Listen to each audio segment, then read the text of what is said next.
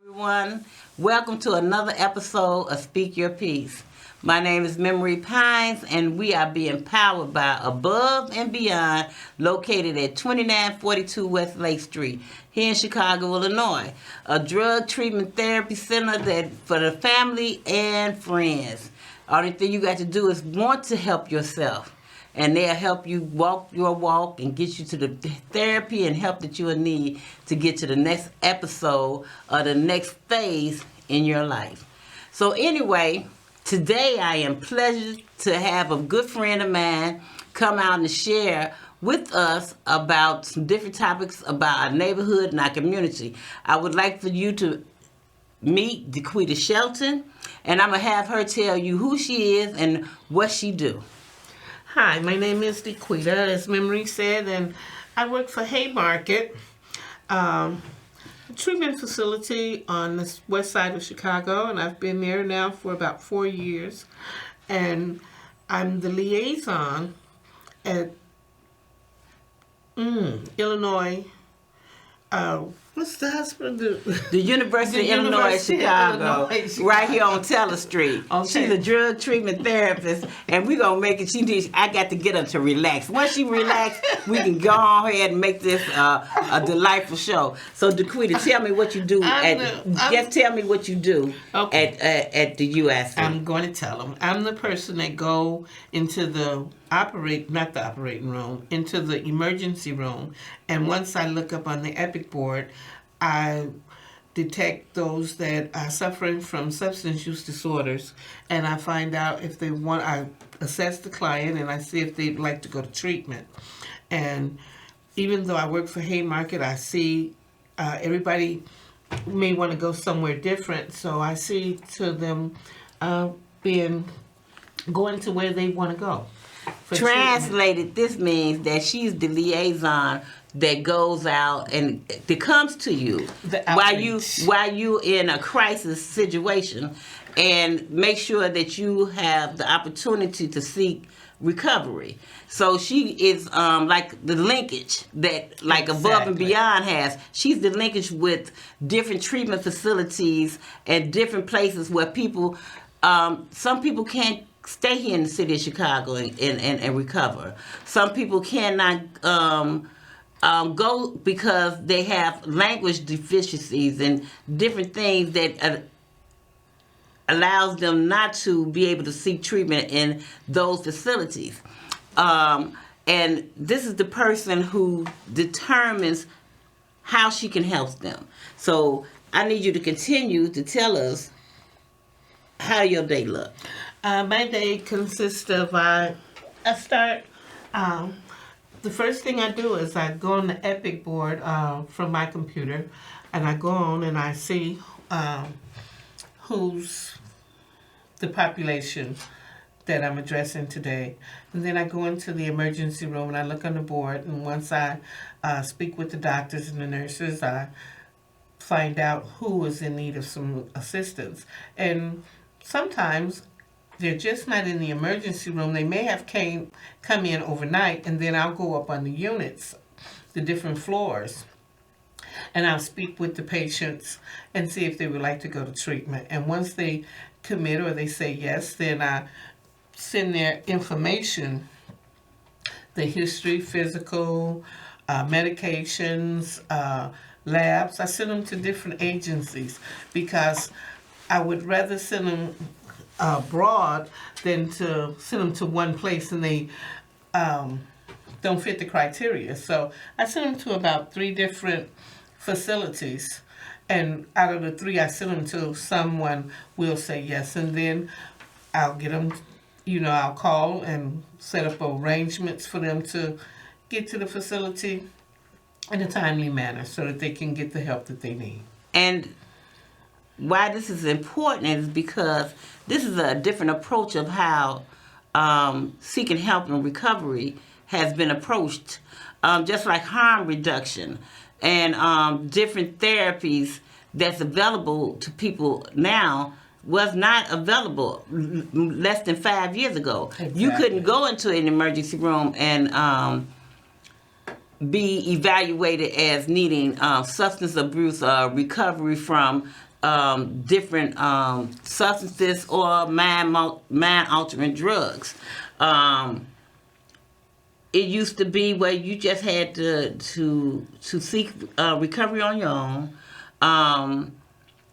and not be able to be diagnosis or help you to get the diagnosis that you need. Also, Daquita, can you tell me how long you've been in the business? Oh, I've been a counselor now for about 22 years, and one of the things that is being addressed is substance use disorders are no longer looked at criminally.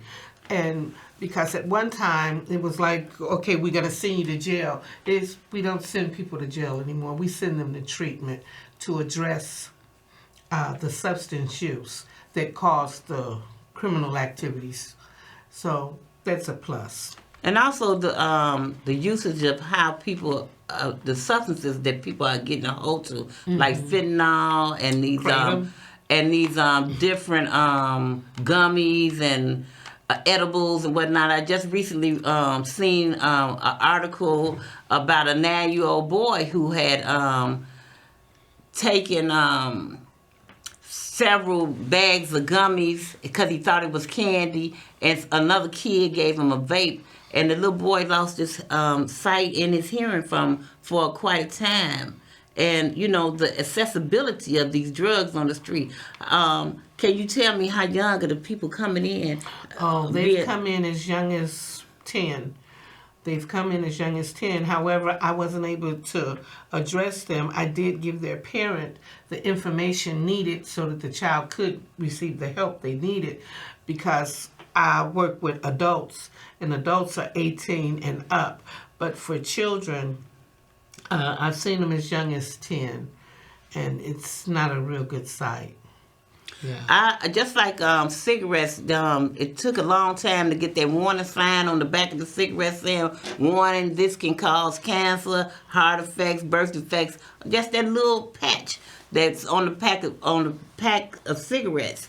These drugs are so accessible on the street now. Yes, you could walk into different stores and just pick up, and not knowing, I'm finding myself reading, making sure that the candy that I'm picking up in the gas station is candy, because some of these items that's in these stores are not. They got super shots, the energy drinks, different things. So is there anything being done to kind of address how these things are being distributed in these stores, gas stations? Because gas stations are really a place. Mm-hmm. Yeah. Well, in gas stations, in some of the gas stations, they've been warned, and it's accessible. However, they have to give a warning, and you can't buy it under a certain age. Like they have different, like Kratom, you can buy it at the gas station. And then you don't know the effect that it causes because it's labeled as, oh goodness gracious, I wasn't prepared. Yeah. It's not labeled as harmful, and you don't know what you're getting. All you know is that you get something and you're smoking it, and the next thing you know, you have a problem. You know, they have the pills, different energy. It's all kind of things that's at the gas station that you aren't even aware of that's causing problems. And it's, you know, substance use disorders are,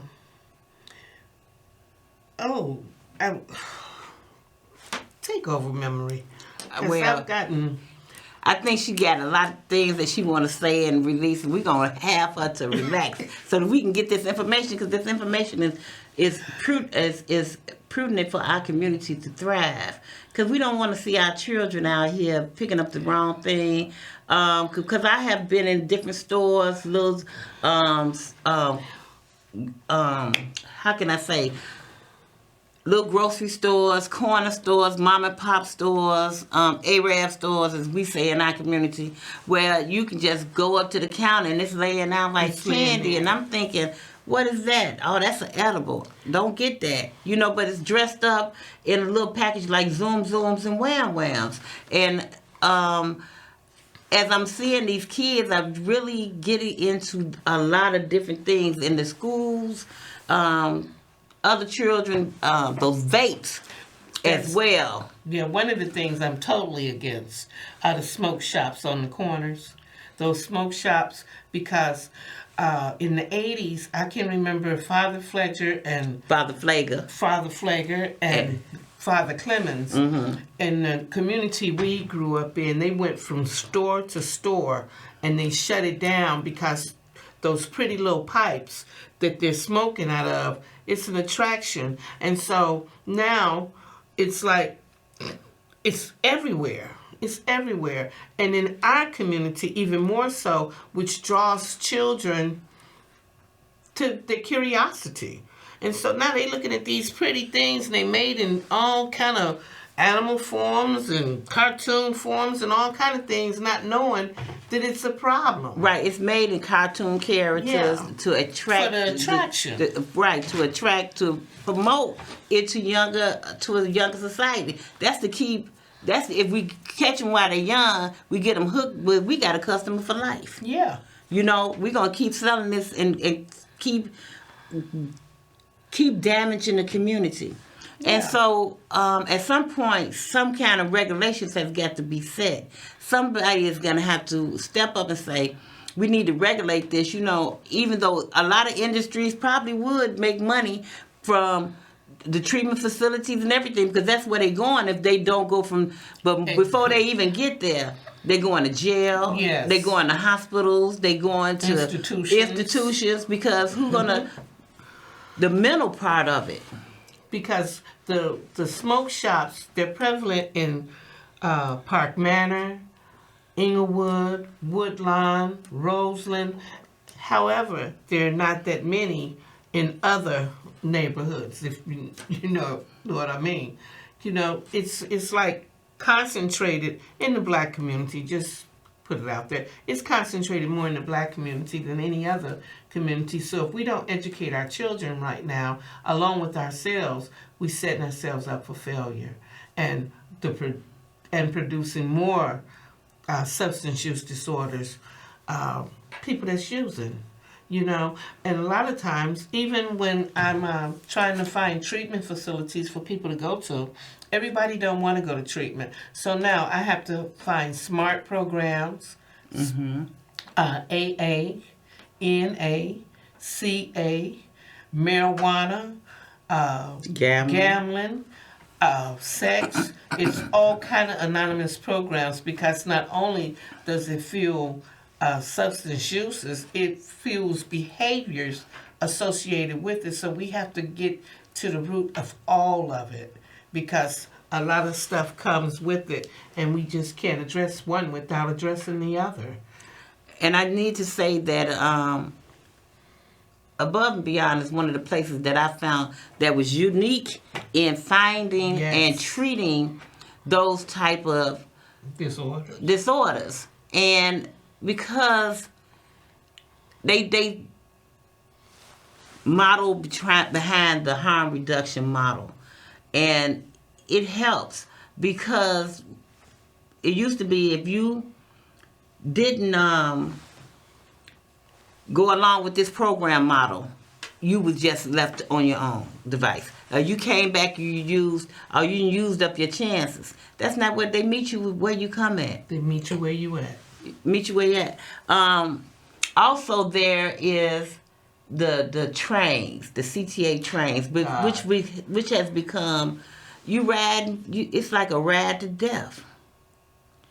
you taking so many chances on this train. I remember that it used to be the conductor would go from train, from car to car, and see now you get on. They make videos on the train that you can see that it's so much drugs being passed around. They using on the train like they at somebody's house, selling, using, and the mental health. Oh my goodness, it's like the destination for mental health. You know, you go there and you straight. It's the traveling Mantino. And I have seen treatment facilities like Haymarket and Above and Beyond go to those stations. They do. And try to have people and give them the information that they need there. That's meeting people where they at. Because Haymarket have O'Hare Outreach. When you get to the end of the line, we the outreach program with Haymarket is vast. It really meet people where they are. We go to O'Hare, we go to Midway, we go wherever there's a problem. Sometimes we have to set up on the west side or the south side in the hood to let people know that we're here and that Haymarket is a 24-hour facility. You don't need nothing. The only thing you got to do is just show up at whatever time, day or night. Just show up. Holidays, weekends, Sundays, Mondays, whatever. Just show up and you can get the help that you need. At UI, at the hospitals, we have help at Elmhurst, the county, Providence, and you show up at those hospitals and someone from Haymarket Above and Beyond, and their doors is always Above and Beyond. It's always open. So help is available, but getting the information to people and getting people to realize that the recovery model is not what it used to be. So many people like, oh, I'm done. I'm an addict, and that's why I'm gonna be. Because no help is available to me. But they don't know that the way the recovery model has changed and how it's tailored to help people. If you have some mental issues because of the drug use, if we remove the drugs, then we can work on the mental health. Yes. And that is a big thing. And then the families that's being broken up, the children are their own parents. We can see that by how we have these, meet up raves. They running across people's cars. They damaging. They meeting up at thousands in the city. Those things need to be addressed. Parents need to be held accountable for their children's behaviors. Because you need to know when we were growing up a long time ago. I don't know how long it was. It was a long time ago. Your parents knew where you were. They knew where you were to find you. Even if they didn't know, we knew that we wasn't going to do certain things. Right. We needed to conduct ourselves, have fun, have some memories that would last you until you leave here, but you didn't go and you didn't tell people belongings. Yeah, you didn't cause harm to other people, and really it's what I can see, it's lack of services from the city. Yeah. And see, it's like, okay, you're from this community, you have no right here in downtown to go, and they do. They have a right to come down there, probably because their parents and work hard for other people to live like they doing. And so, they need to go out and enjoy the city. But they need to enjoy the city. Not tear it up. Not tear it down. And it's so much going on to be said with that, and so many social services that those teenagers need, not just for the summer. Giving them a summer job for 6 to 8 weeks. That's not the Band-Aid. Year round. Right. They need year-round services. And one of the other things, as far as Above and Beyond, a lot of the patients or the clients at Haymarket, once they complete their outpatient there, they go to Above and Beyond for further services. Because they have offer a a wealth of lot. services. They offer a lot of services. I have never seen a place that really gives. It's like It's a wraparound service. it's a true wraparound Yeah, it's a service. true wraparound And if they can't service. help you, they do linkages with different facilities. They're going to get you and they're going to meet you. They're going to tell a service, a recovery plan for you and your. They want to enjoy the city, but they also need some guidance. You know, some planned things, not just get on the phone and whatnot. Because we don't want our children going in and out the jail system, because that's all it's being set up for. You know, all of it wraps around, it's like a vicious cycle.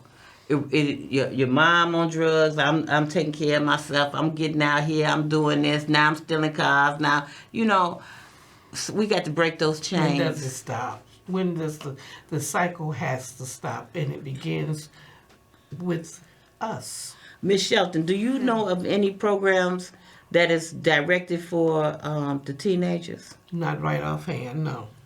I really don't. There are very few programs directed toward the adults. But you know, this gentleman that they just killed here on Horn Avenue, maybe about a month ago, he was heading of the 1901 project for the United Center. Yes, I saw that. He had a program that my grandson was involved in. They was teaching the kids construction, and I mean, it was thorough. Some days they would be inside a classroom atmosphere, and the other they would be on Zoom, and then they would take them to the construction sites. You know, and I think that was very early, because my grandson is only 16 years old, and to put him in an atmosphere like that. You know, and God bless that man, you know. And one of the best things in your community memory, as far as for the children, the James Jordan Center. Oh. That's the. I cannot say enough about Michael Jordan and the Jordan family. And his mother, Dolores Jordan, you know, she took my son on his first flight. You know, they went to space camp. And a lot of the kids there, they respected going into that facility. It was a lady, Miss Knowles. She was like the camp person.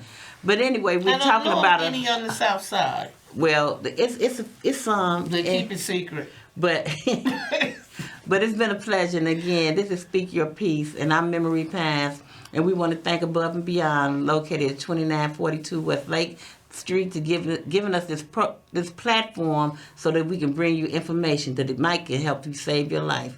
Because the life you save may very well be your own. Have a good evening. Thank you again, and thank you, Ms. Daquita. I'll be better prepared next time. Have a good night, everyone.